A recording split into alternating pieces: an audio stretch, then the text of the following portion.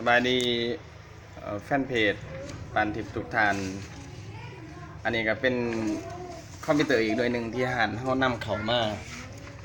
เป็น Acer Aspire E1470 สเปคนี่คร่าวๆตามนี้เด้อ CPU นี่Core i3 RAM 4 g b ฮาร์ดดิสก์500 g b การ์ดจอแยก NVIDIA GeForce GT 720M ขนาดจอ 14.0 นิ้วราคา 2,350,000 กีบนี่เป็นราคาที่เป็นแจ้งอันนี้คือสเปคคร่าวๆเบิ่งสภาพข้างนอกของเครื่อง CPU Core i3 นี่การ์ดจอ 720M จะเห็นคีย์บอร์ดนี่เป็นภาษาอังกฤษสีดำเงาเด้อเจ้าเบิ่งทั้งหลังมันเบิ่งทั้งหลังนี่ก็จะเป็นสีดำเงาแบบนี้ละเบิ่งทั้งข้างนี่จะมี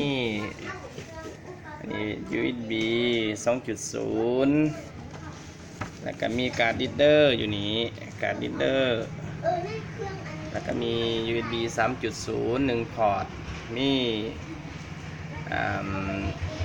HDMI พอร์ต HDMI แล้วก็มีพอร์ต VGA มีพอร์ต LAN มีตัวล็อกข้างหลังนี่ก็จะเป็นสภาพแบบนี้เด้อเจ้าสภาพร่วมๆเนี่ยถือว่างามถ้าหากลูกค้าเอาไปใส่งานเป็นงานเอกสารหรือว่างานอื่นๆทำกลางๆบ่ถึงกับว่าแห้งนี่ก็ถือว่าโอเคหน่วยนี่ราคา 2,350,000 กีบเป็นราคาพร้อมส่งให้ถ้าผู้ใดสนใจก็บอกรหัสสินค้า CP130 มาแล้วก็แจ้งเข้ามาแล้วเฮาก็จะส่งรายละเอียดเพิ่มเติมให้แล้วก็จะส่งให้เด้อเจ้า